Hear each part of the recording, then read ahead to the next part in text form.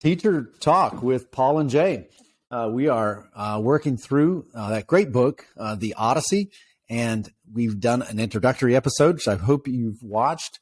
And we covered book 1 the last time, and we're now moving on to book 2 because Jay said we should go in order. So you're still, yes, that's this is all the math. All the math. That'll happen in this podcast, that's for sure. Yeah. We welcome all teachers, who have taught this book or maybe have thought about teaching this book to join in the conversation in comments or in email to either Jay or I. We're very interested in hearing what you're doing and how you're approaching the text, and we're obviously interested in lifting the great song again, as the Fitzgerald translation puts it, to tell the story again for our own time. Yep. But before we jump in to the episode, we want to open with a nice poem. So, Jay, do you have something for us today?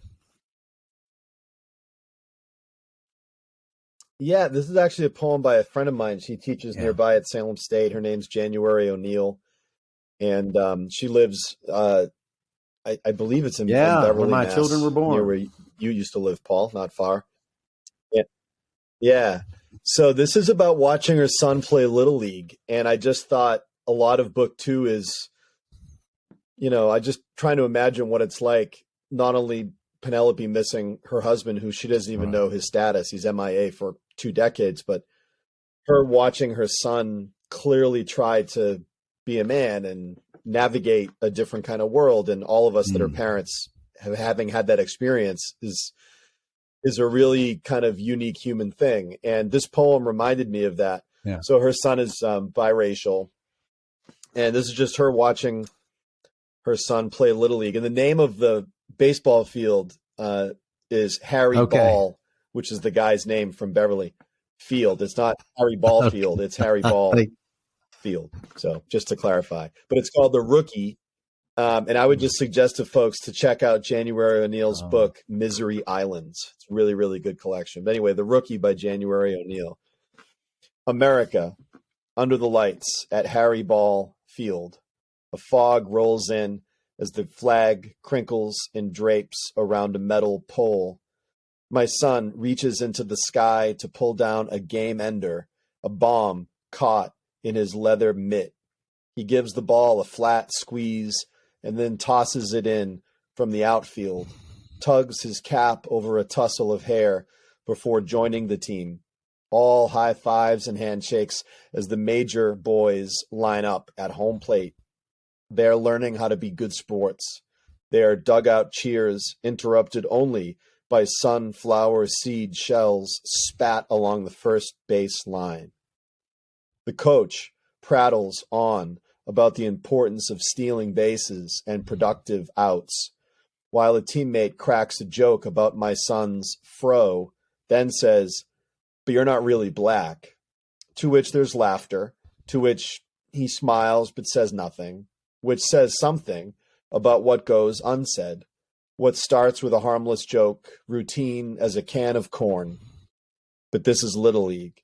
This is where he learns how to field a position, how to play a bloop in the gap, that impossible space where he will always play defense. That's really...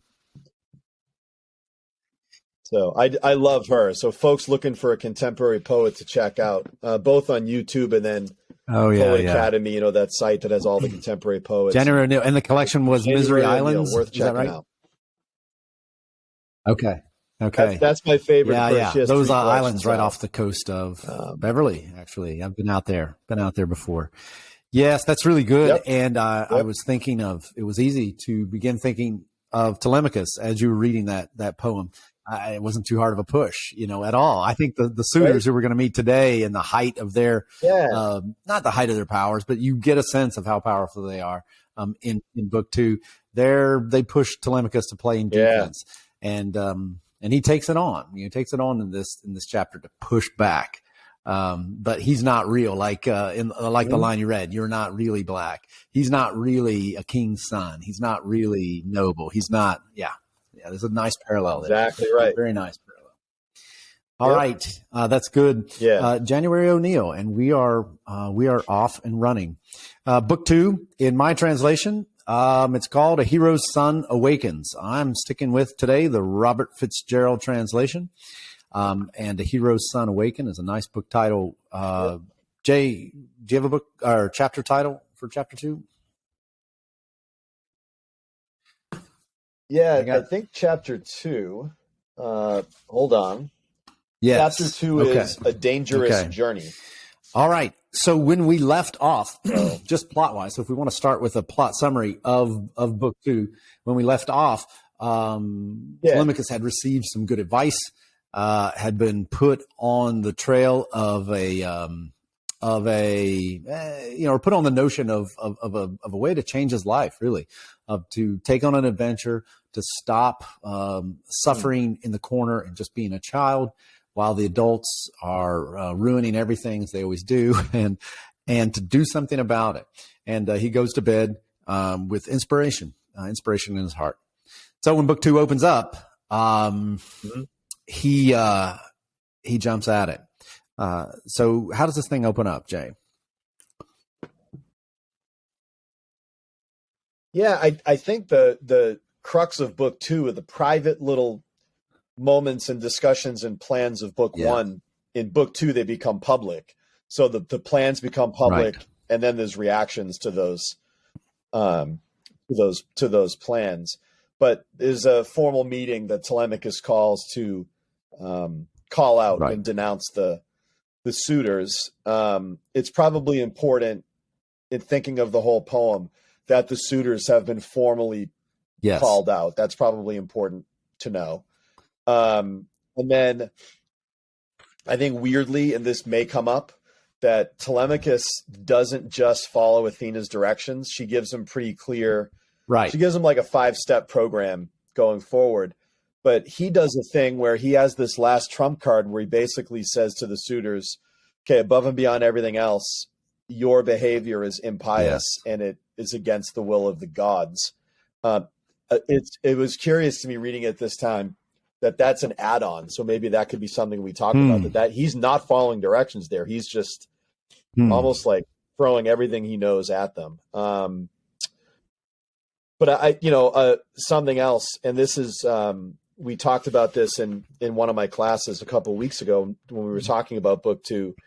And I'm not going to overly discuss it because it might come up later in the podcast, but this chapter is features Antinous, the main suitor, revealing a truth about Telemachus's mother, Penelope, and a long deception that she had masterminded. And that's I plan on talking about that. I'm not sure if you do, but it's one of those moments where as a kid, and I don't like just automatically saying, in any book, like, oh, and this is just like real life. Like a lot of this book isn't like real life, but this is a moment where all of us at some time learn about our parents being actual human beings, which is, some of the imperfections of their life. We all learn that.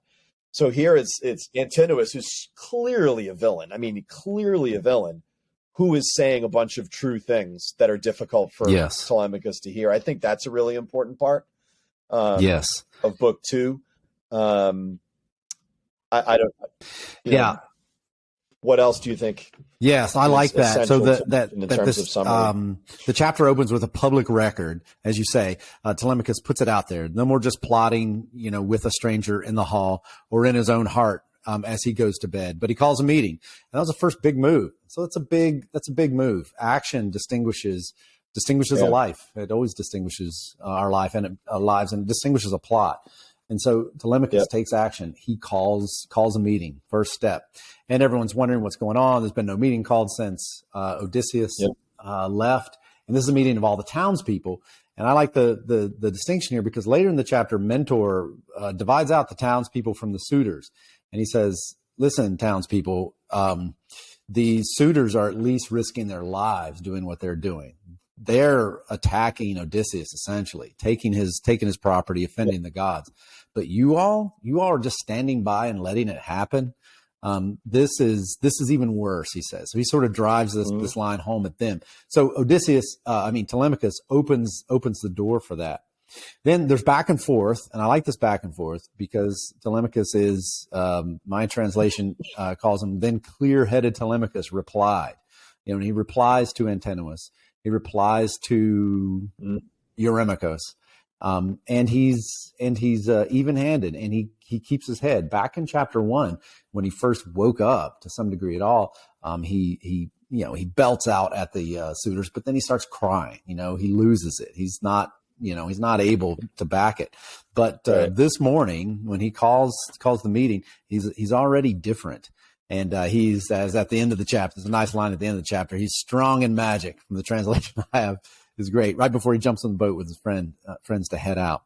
And he's strong with the inspiration of Athena on the one hand, the strong inspiration and support of Mentor, who's there and takes up his call to action, and encourages Telemachus in this chapter.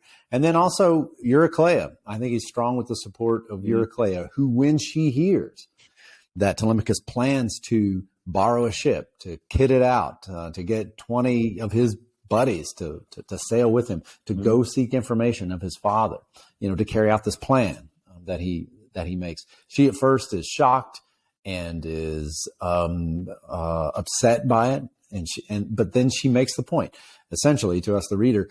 Telemachus is reliving his father's life. You know, his father headed out on a ship, and she says, "Oh no, we don't want to lose two of the house of Odysseus to the sea, and that could happen to you." But she supports him in the end. She says, I don't know where you got this idea from, but I think it must have come from a god. So, you know, follow on. Who has the steerage of my course? Lead on, as Romeo says before he walks into the party.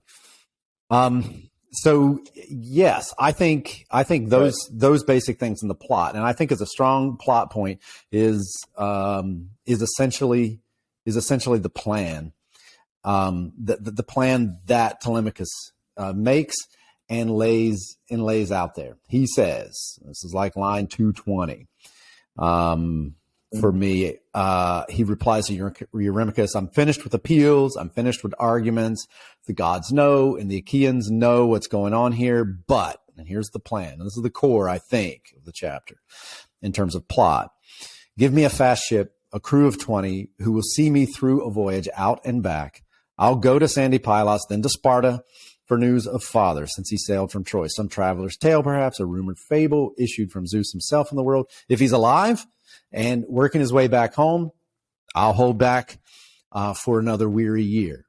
But if they tell me that he's dead and gone, then I can come back to my own country, raise a mound for him, burn his gear with all the funeral honors that befit him, and give my mother to another husband."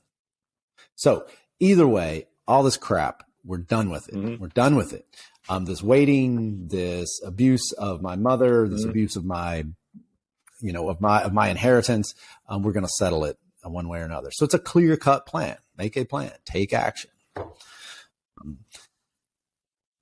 Right. Yeah, and I think it's important. It's not as if all of this is predetermined. I mean, I suppose Telemachus could choose stagnation, and he doesn't. The other plot point I think that's important is in this early stage, like imagining we're blank slates and know nothing about Homer or this kind of poem, and we're just sort of like a new student. These early stages, I feel like with any book, really, is about learning the rules of the book, learning the moral universe of the book, learning the complexities of the book. So what seems clear is when the gods send down their will clearly to mortals, respecting that means you're somehow a good person, and not respecting it means you're villainous. And after the story about Penelope's trickery, Zeus sends down his sort of standard omen, which is eagles, who attack the faces of the men in the crowd. And the omen is read by Halitherses, that Odysseus is on his way home. That said, and the suitors really clearly and bluntly don't take the omen seriously, which my sense is that the original audience of this poem would have heard that as like the equivalent of like the Jaws theme in the background, not taking an omen, a clear omen seriously. But I think it's interesting what you say about Telemachus's decisiveness. I just figured out what? Because I have the World Wide Web, Paul, which is exciting, that his name, Telemachus's name, means far from battle. So even embedded in his name is the sort of not guarantee that he's going to be automatically heroic and decisive. I didn't know that. I never looked that up. His identity. Yeah. That's a really terrible name to have, I think, in this world. So it is. You know, that's rough. I mean, Odysseus's name means man of pain. Anyway, the plot of this book, you know, the Telemachy, the first 4 chapters, I think, are often taught as a sort of original Bildungsroman, like the story of development of a young person to a more grown-up person. But there's lots of kind of surprising little touches, and I'm sure we're going to. Okay, I think for me that's a good bit of the plot. It sounds like you want to drill in on the Penelope a bit. I'd love for you to do that. I want to drill in a little bit on the Halitherses thing and the rule of the world, like you said, the moral order, how things work, sort of the magic in the chapter, which I don't really think is magic, but that sort of thing.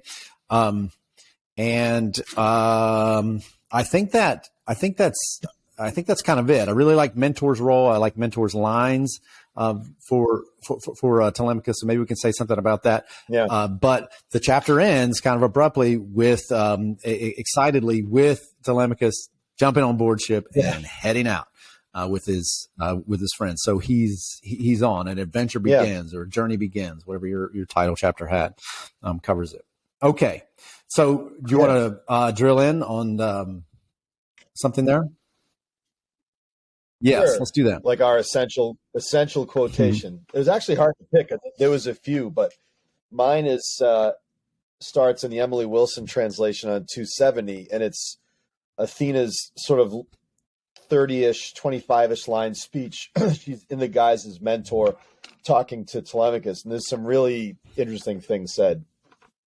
Telemachus, you will be brave and thoughtful if your own father's forcefulness runs through you. How capable he was in word and deed. Your journey will succeed if you are his.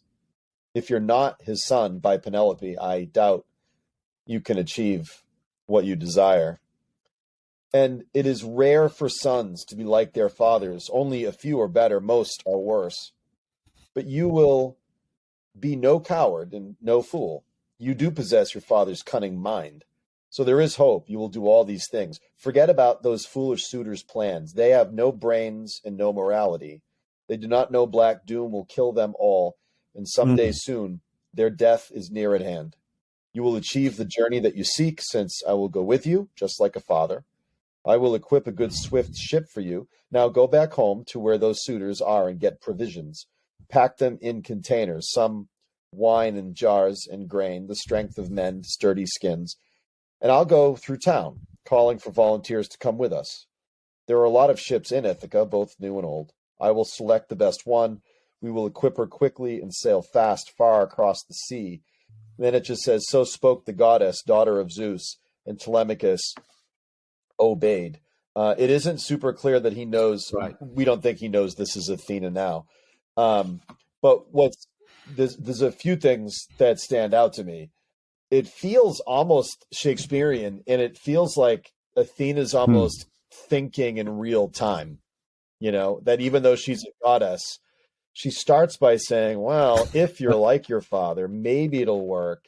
Geez, most kids are not as strong as their fathers. And then she realizes that the one thing she's noticed that Telemachus has, which I'm going to talk about with Penelope too, is that quality of metis or cleverness that seems to be, even though Telemachus was not raised by his father, it seems to be almost like he's genetically predisposed to be clever. And then Athena sort of shifts from, I'm not sure if this is going to work out, to, no, you have this quality. So therefore, I'm going to do these logistical things to help you and get the boat ready. And I just find it interesting that in a chapter where things like omens are disrespected, here, this very reasonable plan is put out there, and it just says Telemachus obeyed, which is, I wrote in my margin, good Greek. Like, this is a good if wisdom is given to you, Yeah. you say thank you, and that's it. You don't question it, because so far, even though we're only in book 2, there's a lot of questioning of things that in this world you probably shouldn't be questioning. So I just find this speech really kind of it isn't a thesis paper. Like, she doesn't know the thesis in the first 10 lines. She's thinking, and then says, well, wait, Yeah. you are like your dad, so then I'll do this. I just find that sort of improv vibe kind of interesting there. And part of me wonders, is that Athena trying to be, is in her head, is that how human beings are? So that's, okay, I'm in the guise of, you know what I mean? Because when gods are talking in book 1, at least, they all have their thoughts ironed out. Like, gods don't have to brainstorm and then outline. Like, gods just state declarative sentences to each other. But it's almost as if, like, Athena knows that's not how mortals talk. So it's almost like here she's intentionally confused enough. I'm totally guessing, Paul. Totally guessing. You know what I mean? But, like, why would this God be confused? And I part of me thinks it's part of the disguise. That's my best guess. But anyway, that's my, like, I like it. And maybe it goes along with in terms of that topic of what's the moral order? What are the rules of this world? I mentioned in the last episode that I felt like there's a couple ways you can take Athena's appearances. And one of them is that she doesn't actually she doesn't transmogrify into the people, literally. Like in the Matrix, how they changed characters. But that a character is inspired by that thing that's hallowed and honored in all statues of Athena. That thing that was worshipped in Greek religion. It is a spirit. It is a human trait. It is a force, a psyche that is found in the world. And I wonder if it's not Mentor. So why he doesn't talk exactly like a god is because, and this may be sacrilegious to say, and if you're a practitioner of Greek religion out there, I apologize, but I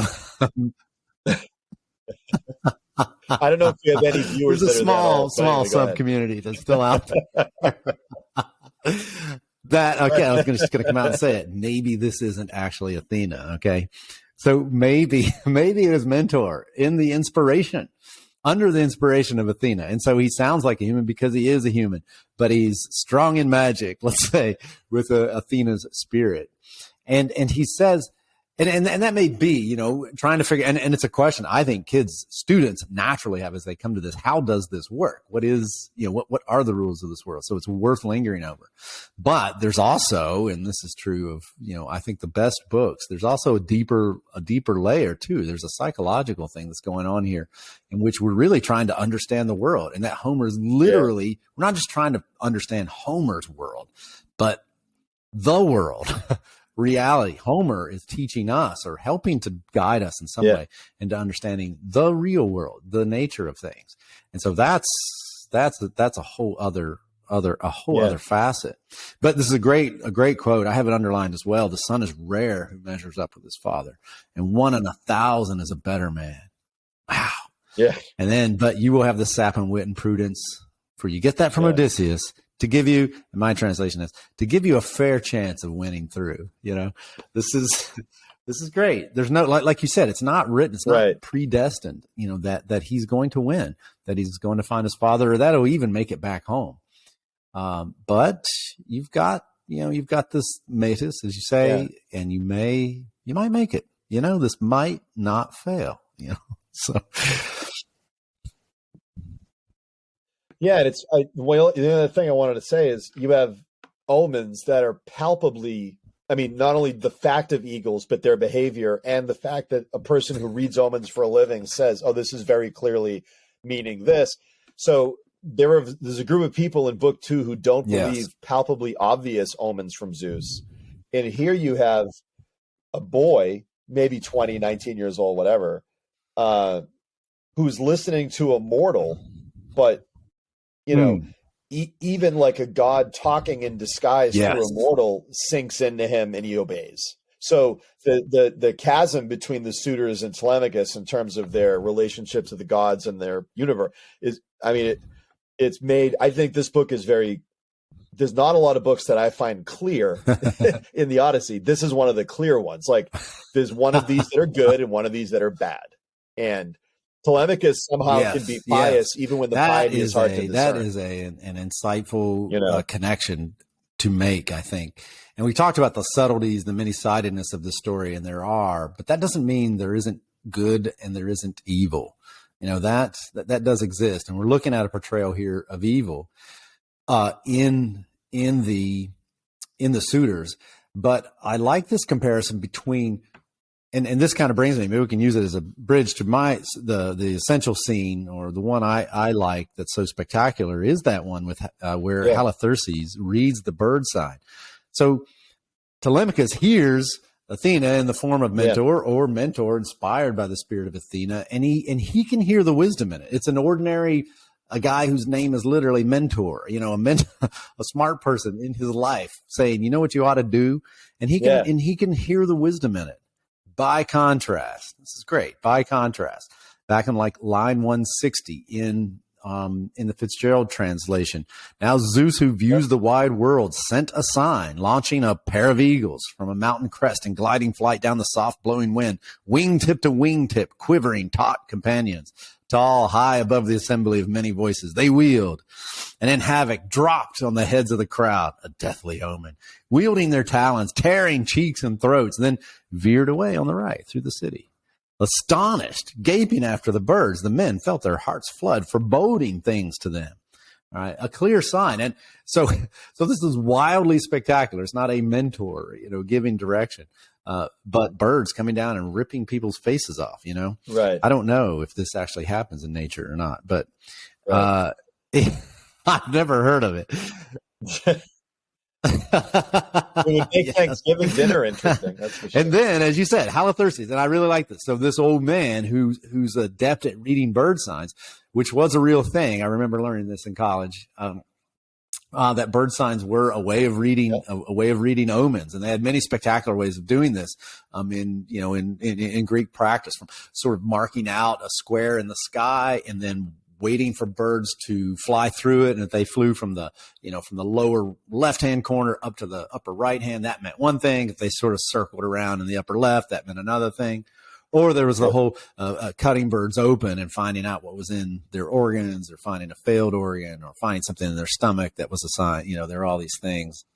So I think this is a whole developed art. Yeah. So Halitherses, probably did have a full-time job, as you said, doing this.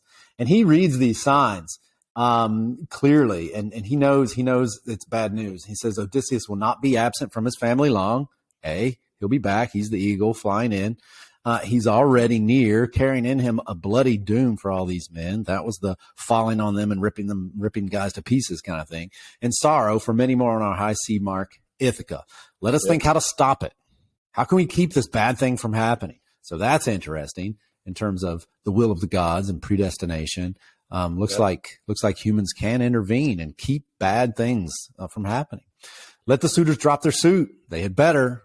I'm old enough to know a sign when I see one, and I say all has come to pass for Odysseus as I foretold when the Argives massed on Troy. And then, he reminds them, you remember that prediction I gave about 20 years ago? No, I didn't think so. So let me remind you all. My forecast was that after 19 years, many blows weathered, all shipmates lost, himself unrecognized by anyone, he'd come back home. Oh, yeah. It's happening. It's all rolling out. So that's a great scene. And it also contrasts well to what you're saying. Telemachus doesn't need birds dropped out of the sky, ripping people's throats open to know wisdom when he hears it. But these guys, even when they see this sign, even when they have Moses and the prophets, as Jesus said about a lost generation, they still won't believe. And Eurymachus, I love this. I love his retort. You think, oh, this is an ancient culture, a holy sign. Everyone just, bowed down before it. No, they didn't actually. Old man, right? Eurymachus says, go tell the omens to your own kids at home and try to keep them out of trouble. All right, that's job enough for you. Why don't you keep your own kids, from poking their eyes out or whatever? I'm more fit to interpret this than you are. Bird life aplenty is found in the sunny air, and not all of it means anything. As for Odysseus, He's dead. All right. So that's my reading of the bird sign. He's dead. And you should have perished with him. We'd be spared this nonsense in assembly, as good as telling Telemachus to rage on. Do you think you can gamble on a gift from him? He's like, oh, I see what's going on here. Yeah, you're giving him a favorable reading because you think he'll give you a gold ring or something. Well, that's not going to work out for you. Here's what I foretell. Right. And look, this is certain, says Eurymachus. If you, with what you know of ancient lore, encourage bitterness in that young man over there, it means for him only more frustration. He could do nothing whatever with 2 eagles. Come on, this is funny. This guy's witty. And as for you, old man, we'll fix a penalty that you'll groan to pay. All right? So Eurymachus just brings it all back around. Look, I got the advice here. I'll tell you what's going to happen. And before the whole assembly, I tell Telemachus, do what we're saying. Send your mother to your father's house. Let them arrange for her wedding. Fix a portion suitable for a valued daughter. And until he does that, we're not going anywhere. Nobody's leaving. We're staying here. So it's great. Oh, and Eurymachus just kind of, puts in one more little poke. He says, yeah, look, we're not leaving because we've been here a long time. And do you know all the beauties and opportunities to get married I've passed up to stay here for the opportunity of marrying Penelope? Yep. I need to get paid, So yeah. So it's a great scene. And I do like the pairing, that contrast with Telemachus's wisdom, with the suitors' utter imperviousness to wisdom, inability to see even a clear sign from the gods. So it's set up, it's set up there, and you slowly sort of hear their wisdom, but also, I mean, as you said, Jay, they say things that are true. We do need to move on. We need a new king. At the same time, they're impious. Right. They're wrong. Yeah. Yeah. Let me ask, can I ask you a follow-up question from what you just read? Do you think for Telemachus, because the very next stanza is, he says, I'm not going to talk about this anymore. I need a ship. I need men. And do you think Telemachus is immediately decisive if Eurymachus doesn't respond to the way he does? Because I mean, right now, because it looks like Telemachus is watching everything play out. The omens are really clear. The guy who they pay to read omens was very clear. Even with Zeus saying what's going to happen, the suitors don't listen. So do you think that is the last straw, and that's the thing that really pushes Telemachus to be decisive? I don't know. Maybe so. It is stark decisiveness right after that. I'm finished with appeals and arguments. It's over. He doesn't even try to retort to Eurymachus. And maybe it's true. He sees it, where you don't answer a fool in his folly, because he's recognized that. Anyone who would speak out against Halitherses. I think you're right. Telemachus understands the respectability of these people who are speaking wisely, like Mentor and like Halitherses. Yeah, no, that's a good point. It's a good point. Yeah. Yeah, it's a good scene. It's a great scene. Good quote. So that's really the center of the drama, the center of the drama of this chapter, beyond the plot, I think is, it's sort of that opening game where you get the pieces out on the board. And, one of the pieces that this plot is getting out on the board is, the suitors. They're formidable on the one hand. They're not entirely irrational on the other hand, but they're wholly offensive to the gods and to what's and to what's respectable. Yeah. They're completely out of line. So it's great. You have to understand them that way.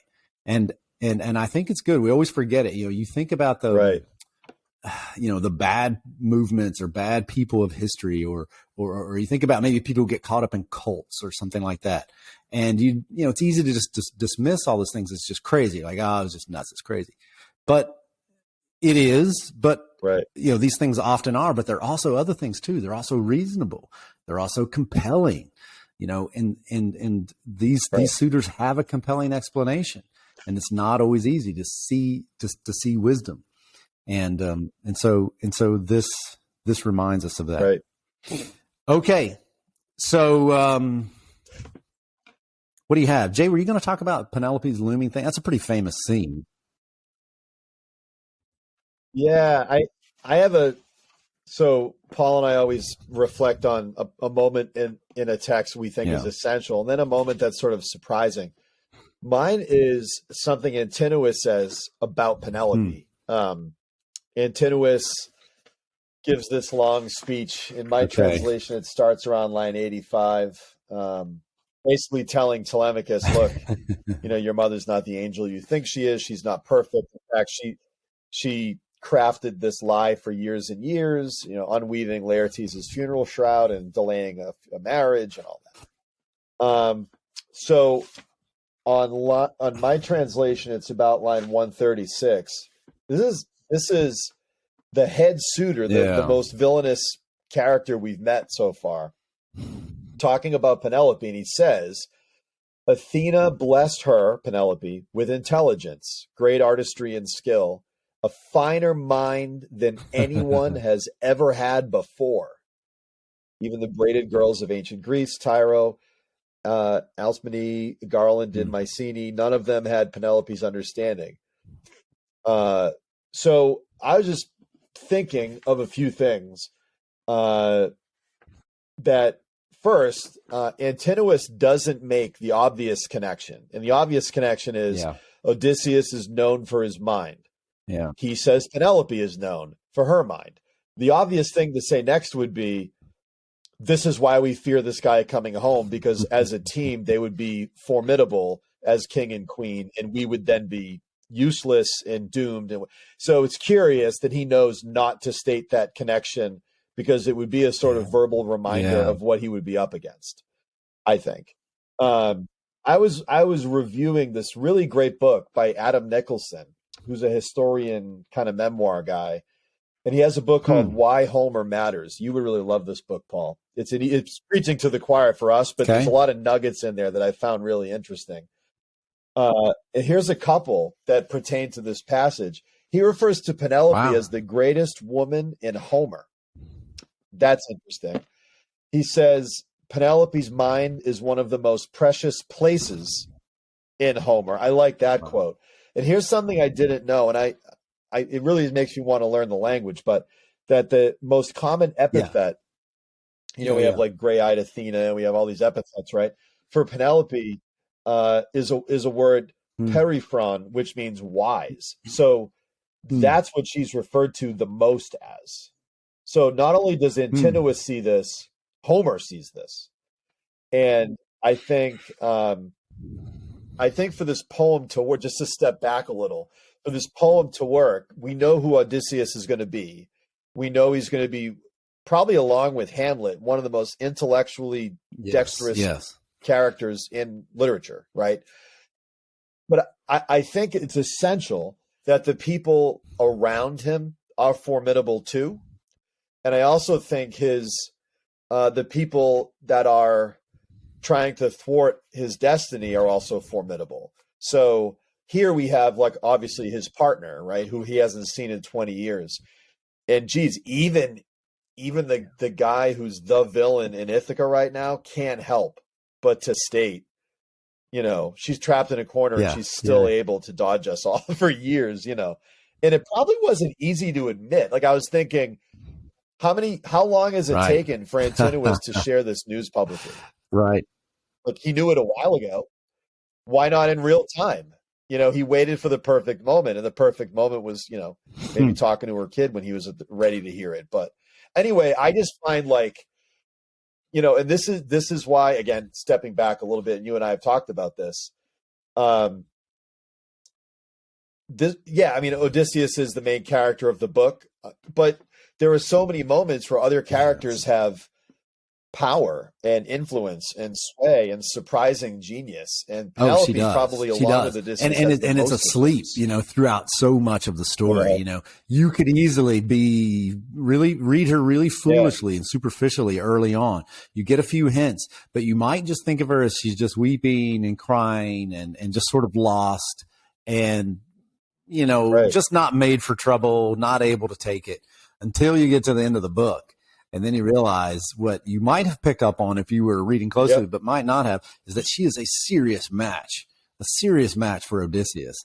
And I have pitched it to my students, and when we get there, we can talk about this, that she might be the only one who matches with Odysseus and actually comes out ahead, actually wins. Everyone else loses. And there's a way in which you can read the ending in which you see her as beating him. And in a very specific scene, I think she does. Yeah. So yes, she's spectacular. And it puts her weeping in context too, because smart people know that other good and smart people, there's just not a lot of them in the world. And if you lose one, especially one, and have proximity to, there's nothing worse. There's really nothing worse. You can't make another one. Where does wisdom come from? Where does greatness come from? Nobody knows. If we knew, all the wise people would have wise children, but, but they don't, because we can't make it. Yeah. And, and that may be, the essence of her sorrow, the realization, like no one else does realize, of her loss.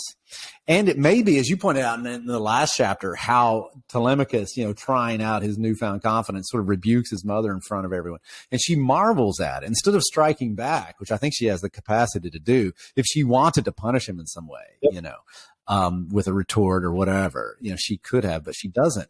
And I wonder if it's a little bit of curiosity, a little bit of interest, like when you see that spark in your own children that might be, disrespectful or something, but they're showing some wit. They're showing some backbone, some things that you'd want to see in them. Maybe she's a little curious to see what Telemachus might be, what he might be capable of, if he truly is a son of his father. Well, it's a good, and it might be good for teaching, or if you have a reading group, dovetailing off something you just said. Any of these chapters, a question that is a good question is not only just what surprised you, but pick a scene. How else could this have been manipulated? Like, what if she reacted? I mean, she had every right. I'm pretty sure in your house growing up, as was mine, I was not allowed to talk to my mother that way. So what would that have sounded like, though? You know what I mean? And then what would his reaction have been? Or here, mentor, Athena, the guy's a mentor, tells him all these things. How else could, what's reasonable to expect? I think what's good about that, I know it sounds revisionist, but what's good about it is it calls to mind in all readers that this at one point was nothing, and someone invented it and could have made other choices. And it's not bad to ponder those possible other choices, because I think it shines a light on the fact that choices that were made for reasons. But it could have been otherwise. That's not a bad thing to be mindful. This didn't come down from heaven. And it's my point. Which for classics, Paul, don't you think with classics, that's an inherent danger is a strong word, but an inherent danger of something like an Odyssey or a Hamlet or whatever, or Pride and Prejudice, is to put it on a pedestal and revere it as this like museum piece. It's true. And it's an intellectual hazard. It's the furthest thing from that. Because the beauty, one of the great beauties of pieces like this is engaging with this other mind.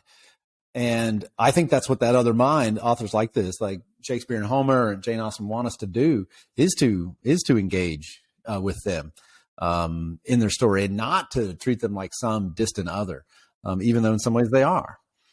No, you're right. You're right. And it makes the story much more real. And it helps for me define, whatever term you want to use, like a great classic or an enduring book is one that can stand up to groups of people, real people, engaging with them.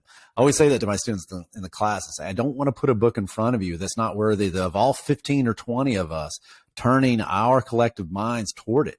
If it can't hold up to what we can do to it, it shouldn't really be in the room. And even though we're not professionals or experts, there's a lot that we can bring to a story when we're open and honest with it.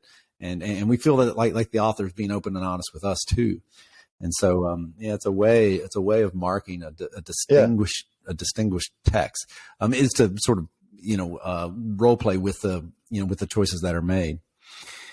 Well, that's pretty good. I also like that point you bring out that I don't think is necessarily obvious, but that Antinous is telling Telemachus that his mother's not who he might think she is, that there's something wrong with her, or at the very least, he's defending himself and saying, a lot of this, and he does say this, is her fault. Look, it's her fault don't just, don't. And it's kind of funny. It's one of those things that's being thrown out in front of us that you hear, but you don't hear, like in one of those murder mystery movies where they lay out these, breadcrumb trails. You don't realize they're breadcrumb trails until after the movie. That's one of the things he's saying. Like you said, she's smart. She's smart. And right now it just sounds like an accusation, and it is, but it's more than that too. It's also true. Like, be careful. This girl's dangerous. She is dangerous. And, it's a truth. The reader can't believe it. Telemachus can't believe it because you just don't see it. But she is deadly. She is a deadly trap. And great in that way. I want to check out that book, and maybe we'll put a link to it in the description down below so others can take it too. Greatest Moments in Homer. It's really good. That's good. That's good.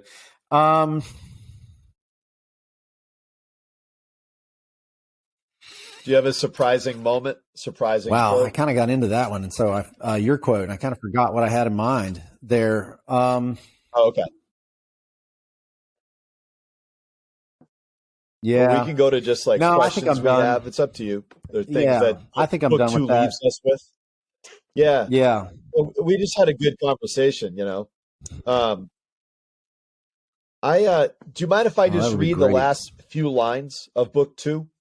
Because I just was fascinated by the end of book 1, and we talked about this, which was book 1 has the invocation of the muse, an argument on Mount Olympus. I mean, it's all over the place, and it ends with the boy getting tucked in, and it's just such a curious, peculiar human moment. Anyway, book 2 ends with the preparation for Telemachus' journey, first to Pylos, then to Sparta, but Athena in disguise is guiding the process. And the last 20 or so lines are: Athena called a favorable wind, pure zephyr whistling on wine dark sea.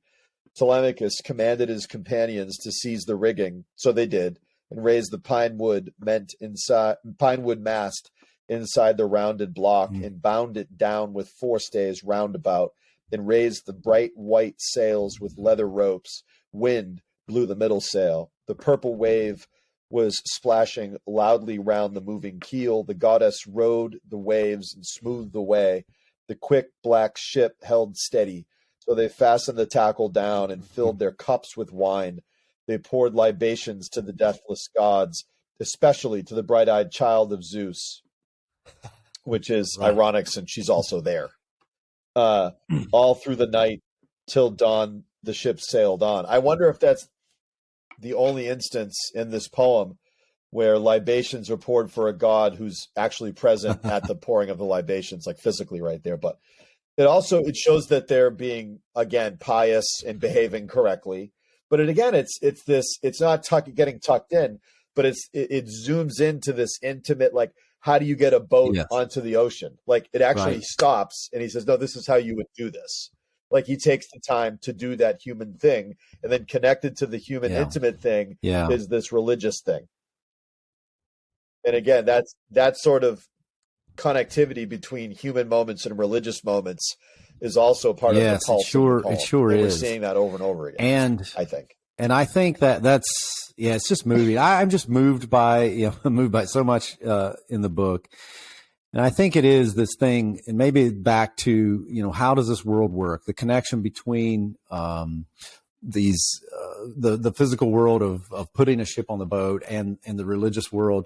These two are so, as you say, intimately tied together, authentically, I think, organically tied together.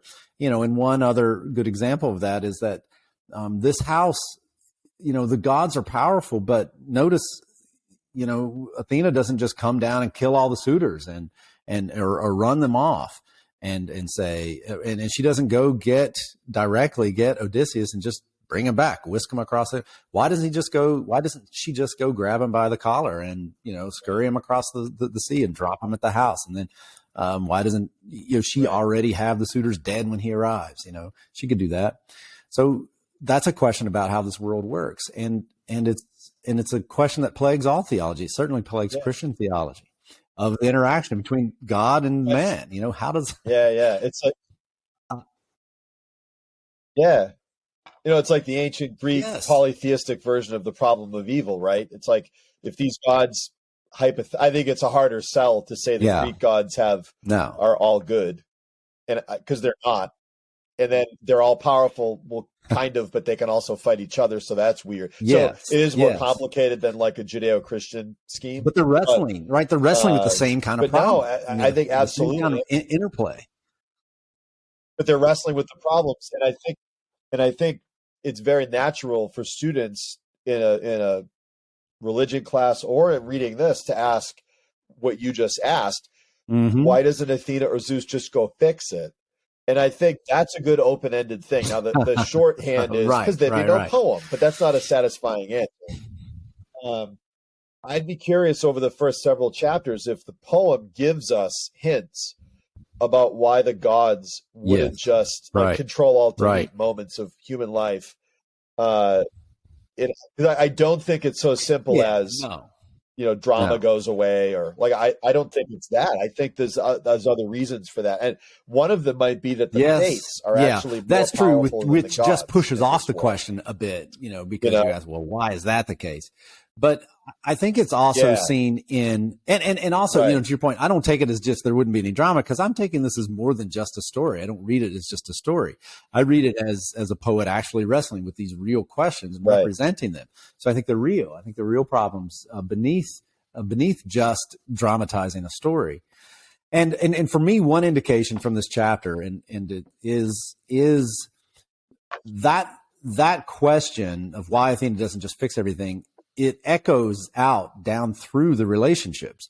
So Mentor can't fix things either, even though the text says he was left there to protect Odysseus's house.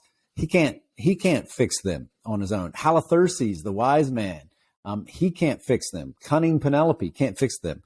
There is something really true, not just poetically true or dramatically true, about the fact that Telemachus has to do it. Telemachus has to do it. It cannot be done for him. Yeah. And in fact, if someone did do it for him, it would make it worse, not better. So he has to do it.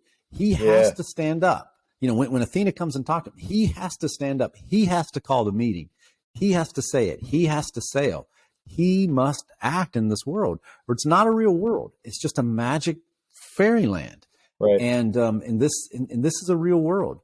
And the power, it's so moving because it's true. It's actually true in your life. There are things that you have to do that are your responsibilities. And the people around you who are powerful or wealthy or wise, whatever it is they have, they can only be involved in the ways that they can be involved. At some level, you have to do it.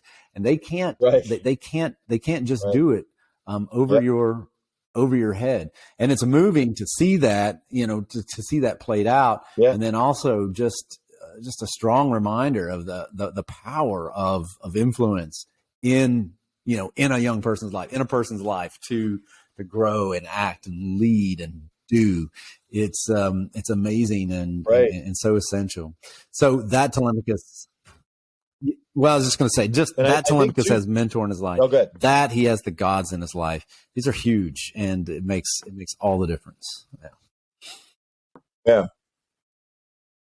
and I remember before my wife and I had kids, my mother said the hardest part about raising children is the acknowledgement that your actual goal is to become irrelevant, to not be needed. Like, your goal is not to be needed forever, and that's like conceptually easy to understand, and as you know, and I know, and other people listening know, treacherously difficult to live out. And you and I, as teachers, have met kids with very loving, well-intentioned parents. We've all have, I'm sure, listening to this, who do a little bit too much remote controlling. Yes, and it cripples kids. It protects them, which is a good.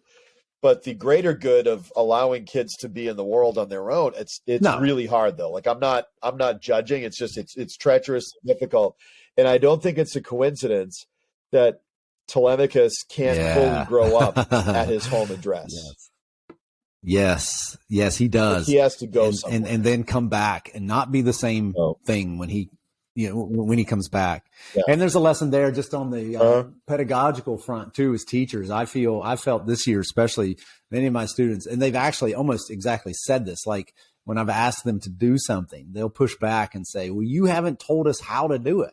you haven't showed us what to do yet. I've gotten this line several times, and maybe I haven't told them enough, but I think I have. And what I'm pushing back on them is I can't, like, I'm giving you something to do that you have to do in order for you to learn to be a better writer, to have a better formed paragraph. I can't hold your hand and write the thing. I'm going to point you in a direction. And what I'm saying right now is take it on, go and do it. Take the next step, and that's, and so as teachers, that truism that we're, sort of, talking about here, plays out in the classroom, and it's treacherous too, because you do too much and your students don't learn, you do too little and your students don't learn, and you have to do it. You have to do it just right. Like everything. Right. And it's almost as if, like, the combination of Athena and Penelope and maybe some of the people in his hometown are all, maybe some of the conversations that you don't get in a classical epic are the conversations we're having now. Penelope talking to Eurycleia in a private moment. I think of all the handful of important scenes in Pride and Prejudice where Elizabeth and Jane talk in their bedroom, which for Jane Austen was like text messages or diaries, like super private, Well, we get some bedroom conversations, but we don't get Penelope saying, I'm really worried about my son, because she has to be. But we don't get, like, those conversations from the purview of epic poetry in that way. Yeah, and it's great too. So I didn't mention Eurycleia again. I meant to mention her, in the list of people that Telemachus has around him, and she's big. She's very important. I mean, even here in this chapter, she agrees to help, kit out the boat, and then also swears not to tell. That's a big deal. But she recognizes something. That he's doing the right thing as best she can tell, and so she wants to support him in that. Well, a hero's son awakens. He's on the water. It's after dark. I think they leave, right? It's dark. And they sailed through the night into the dawn. Very dangerous thing to do, which I talk about sometimes with students. In this Robert Fitzgerald translation, there's a map in the front of the book, so you can sort of see what it would have been like to take this trip. And I know there are Odyssey enthusiasts who have actually tried to sail out this whole trip, throughout the Greek islands. So you can actually do it. It's it's a dangerous deal that he takes on with excitement and with inspiration, strong in magic. Well, I have to tell you, my son got into Ithaca in upstate New York, and I made an Odyssey joke that if they give him enough money and he's considering we'll have to go visit. He hasn't been, but if we're going to be really authentic about it, we should take a really long time to get there. So, Paul and I, our English teachers, and our children have very unfortunate lives. They suffer and suffer and suffer. No. No. They didn't choose this at all. Hey, that's really good, Jay. I enjoyed that. It was good talk enormously, and that gets us through book 3, and we're ready to jump on to the adventures that are coming in book 4 and 5 especially. So, all right, hey Jay, it's great talking with you. Thanks for that poem too, and I'll see you next time. Yeah. All right, see you, Paul. Good to see you. Bye, everybody.